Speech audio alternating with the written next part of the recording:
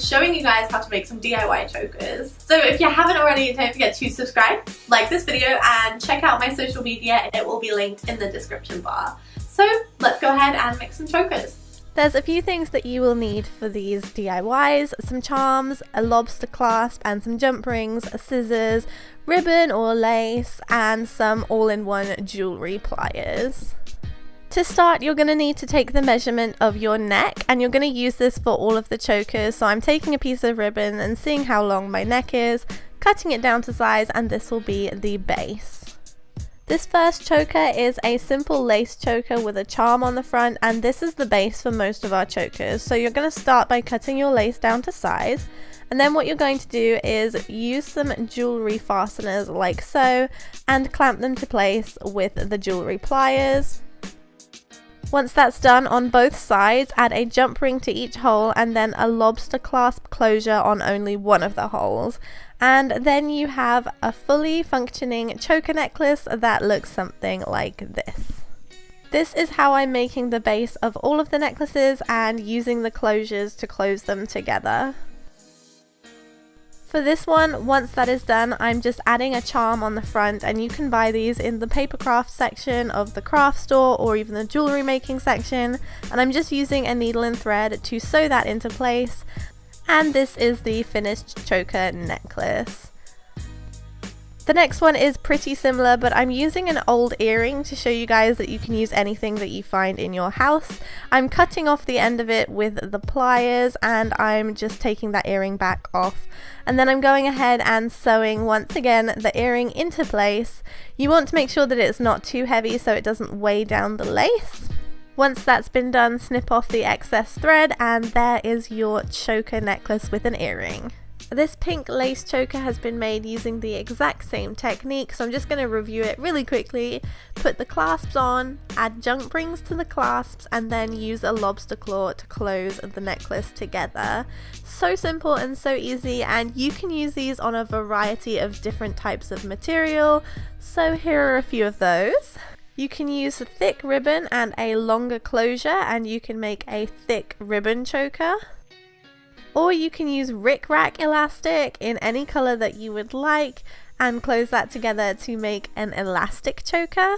The possibilities are kind of endless here. So next, here is something really different. It's a bandana choker.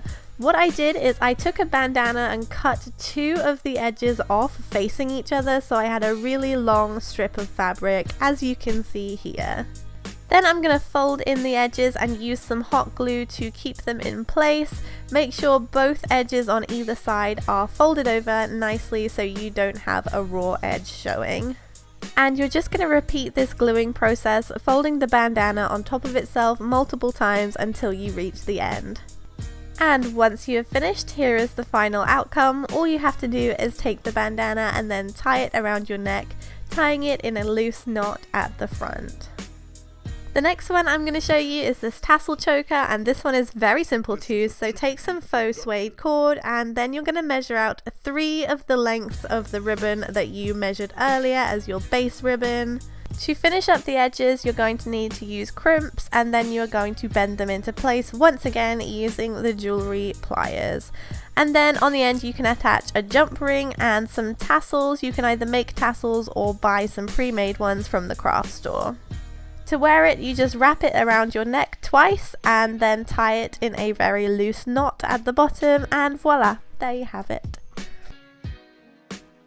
Okay, so let's make the most basic and simple choker on the list, and this is the one I wear in a lot of my videos. So you're going to take your measuring ribbon and then you're going to measure out 3 times this length to make the bow. All you have to do for this one is obviously wrap it around your neck and then tie it very loosely around your neck, not too tightly, and then tie it in a bow. And the best type of ribbon for this, I think, is thin flat ribbon, as it looks kind of like the one I have here. We're on the home stretch, and this next one is actually a chain choker. So all I'm doing is taking a chain from an old necklace that I got from Poundland, would you believe, and I'm breaking off the end of it so I can unthread this charm off it.